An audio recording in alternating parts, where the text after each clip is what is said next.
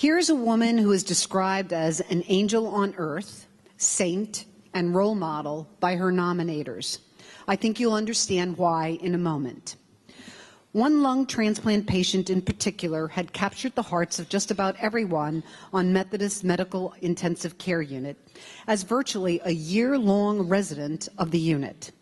He occasionally went back to the transplant floor, a step toward being able to go home, but always had to return to the medical intensive care unit. The nurses there pretty much adopted his 3 children, who took turns staying with the patient every single day. One beautiful morning, Mary knew just the thing to brighten the patient's day: a trip outside to the healing garden, where he could enjoy the sunshine, birds, and flowers. She later wrote a poem about it for his family, and it includes these lines. When you sat on the bench, I jumped on the astroturf to demonstrate its springy qualities. You threw back your head and laughed. The more you laughed, the higher I bounced. I love to make you laugh. With the bouncing over, we sat together. I rubbed your back and lifted your head to the sun, hair blowing in the breezes. We talked about your kids, your wife, and how much you love them. What a gift to be with a dear friend in the garden, jumping on the astroturf.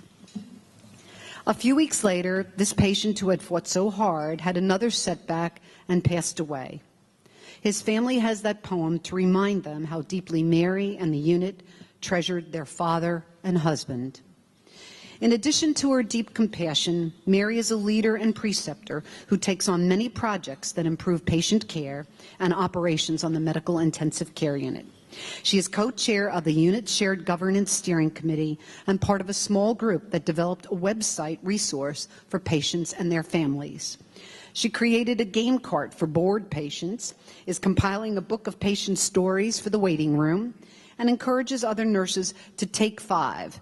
That is, to spend 5 minutes daily talking to families about a non-medical subject. To be nominated as an outstanding nurse this year floored me, because I go to work and I do what I do because I love it.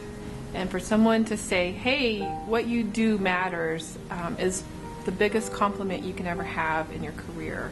And to come from people I work with day in and day out that know me, I'm family with them, for them to say, we love what you do and we appreciate what you do is a blessing.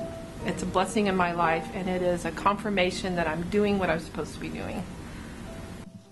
Mary currently is involved in a study on improving end-of-life care and another project on palliative care. She has coordinated drives to round up supplies for the Star of Hope mission, cards for wounded soldiers, and meals for a grieving coworker. One family recognized Mary's extraordinary efforts on behalf of others with a letter and a $1,000 donation to the Methodist Hospital Foundation in her name. In that spirit, we too salute you, Mary Harris. Thank you and congratulations. My biggest challenge in my work is that there's not enough hours in the day to do everything that I want to do. I love my job and I love the people I work with. And to be a part of a community of people that are involved in healing is the most rewarding career to me.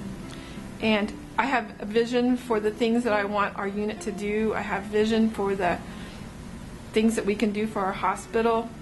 And so there's just not enough time to get it all done. And so you have to grow up your babies to go out and do the things that you feel like need to be done, and help other people catch that vision.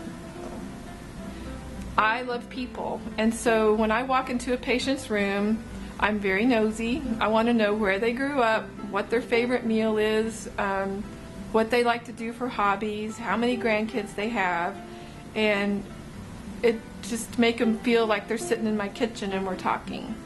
And so that to me has been the most fun part. Sometimes you walk in a room and they don't want to talk, and so you just keep talking until you find the common ground, and then you can't get them to hush. But it's people are the most important thing. That's why we do what we do, and so you want to get to know them.